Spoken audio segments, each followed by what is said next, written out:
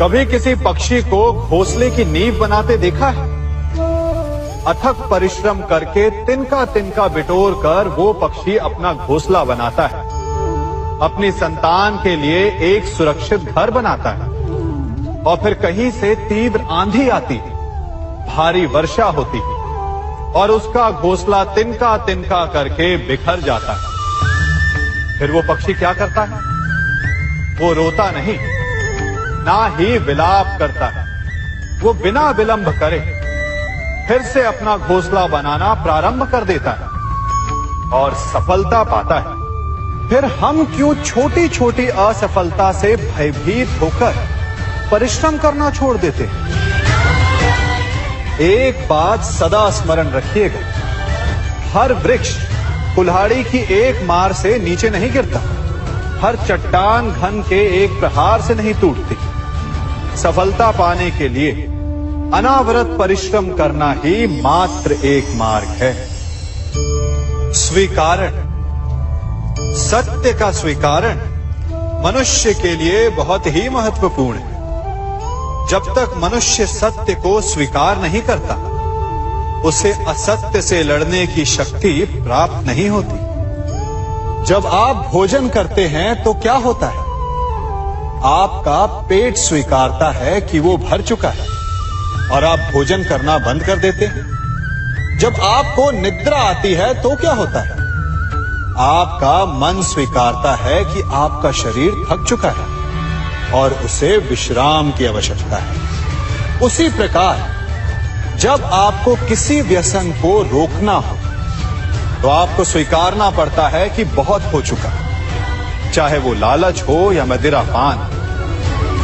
उस व्यसन का त्यागना तभी प्रारंभ होता है जब आप ये स्वीकार कर लेते हैं कि आप उस व्यसन के बंधक हैं। हम में से ऐसा कोई नहीं जिनकी परछाई उनसे दूर रहती। हमारी परछाई सदैव हमारे साथ रहती है। कदाचित हमारी परछाई हमारे कर्मों के फलों का संकेत है।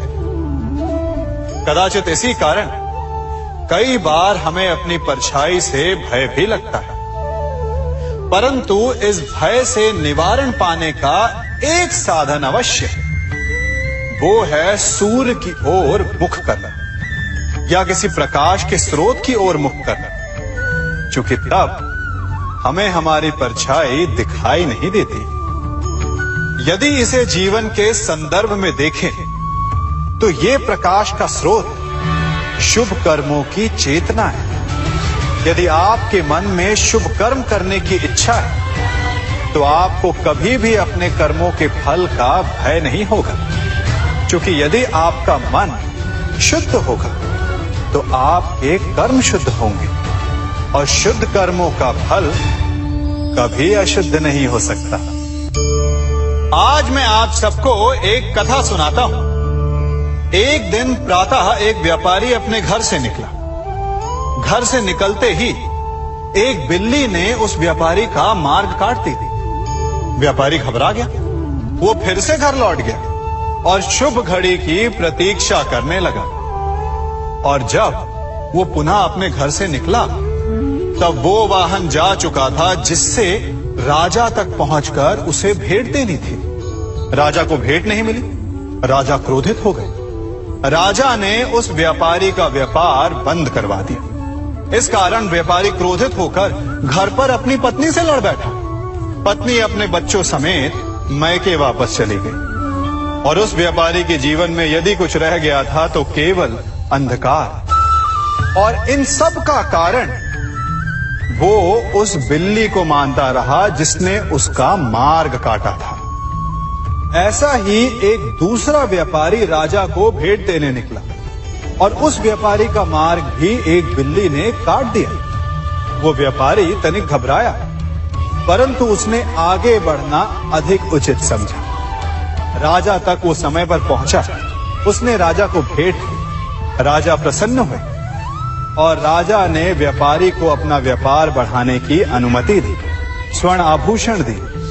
जब व्यापारी घर पर पहुंचा तो पत्नी को आभूषण और अपने बच्चों को देने के लिए वस्त्र थे उसके पास। हर ओर प्रसन्नता थी। समझ रहे हैं ना, दोनों के साथ एक ही प्रकार की घटना हुई, परंतु दोनों की प्रतिक्रिया भिन्न थी। ऐसा ही हमारा जीवन भी है। हमारे जीवन में प्रारब्ध का अपना स्थान है, परंतु उससे कई अधिक महत्वपूर्ण हमारी प्रतिक्रिया, हमारे सोच का प्रभाव है। क्योंकि यही हमारे जीवन को आकार देते हैं। इसलिए अपनी सोच को सकारात्मक रखिए। आपका जीवन सदैव आनंदमय रहेगा। आप इन दो पात्रों को देख रहे हैं। मेरे इस पात्र में जल है और ये पात्र मिष्ठान से भरा हुआ है। दोनों ही पात्र भरे हैं, परंतु देखिए, मिश्री को जल में मिला दिया, जल ने मिश्री को अपना लिया, मिश्री ने अपना अस्तित्व खो दिया। परंतु जल को अभिमान है कि उसका अस्तित्व अभी भी बना हुआ है। परंतु जो इस जल को चखेगा उसे अवश्य पता चल जाएगा कि ये जल अब वो जल नहीं रहा, ये अब शरबत बन गया। हमारा त्याग, हमारे बलिदान भी ऐसे ही होते हैं। जो इस बात को अनुभव करते हैं वो समझ सकते हैं कि कैसे हमने समय की धारा को बदल दिया। जो बलिदान देते हैं उनका अस्तित्व कभी नष्ट नहीं होता, अपितु उनका बलिदान संसार में कुछ ना कुछ परिवर्तन अवश्य लाता है। हम सभी कभी ना कभी, कहीं ना कहीं अपने जीवन में यात्रा अवश्य करते हैं। हमारी यात्रा में कभी पक्के रास्ते आते हैं तो कभी कच्चे रास्ते। पक्के रास्ते मनुष्य बनाता है और कच्चे रास्ते जानते हैं कैसे बनते हैं? चलते चलते बन जाते हैं। जब लोग एक स्थान से जाते हैं तो पैरों के दबाव से नीचे की घास कुचल जाती है। बार बार उस मार्ग से जाने से धीरे धीरे मार्ग स्वतः ही बन जाता है।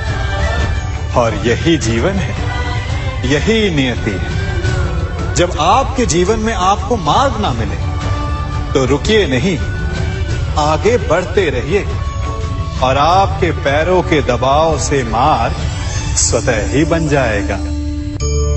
हम सभी अपने जीवन में सफलता चाहते हैं, है ना? उसके लिए हम रात दिन परिश्रम करते हैं, कड़ी मेहनत करते हैं, परंतु फिर भी असफल हो जाते हैं। परंतु ऐसा क्यों होता है? कभी सोचा आप सबने? क्योंकि सफलता पाने का मंत्र बड़ा कठिन नहीं, बड़ा सरल है।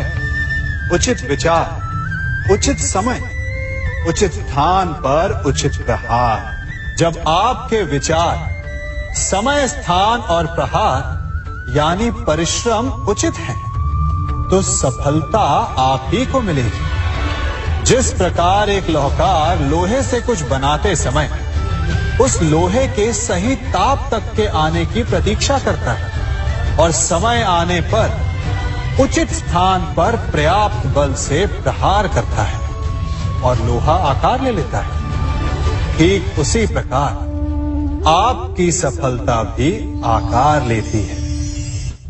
हम सभी को अपने जीवन में कभी ना कभी निराशा मिलती है, असफलता मिलती है और अधिकतर लोग इसके पश्चात भाग्य का रोना लेकर बैठ जाते हैं। कुछ कहते हैं कि जिस स्थान पर मैं हूं उससे कई ऊंचे स्थान पर होने के योग्य था, परंतु नहीं जा पाया। किसी को पीड़ा है कि उसे जो मिलना चाहिए था वो उसे नहीं मिला, भाग्य ही बुरा था। भाग्य क्या होता है? भाग्य वन में खिला पुष्प देवताओं को चढ़ाया जाएगा या किसी सुंदरी की वेणी में वो सजेगा या फिर उसे कुचल कर उत्पाद बना दिया जाएगा।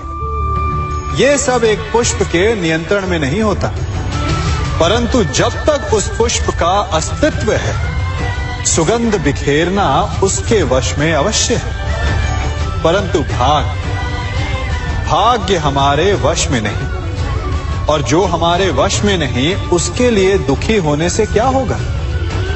कर्म पर वश है, वो कीजिए और धीरे धीरे भाग्य आपके वश में आ जाएगा, क्योंकि कर्म ही प्रधान है।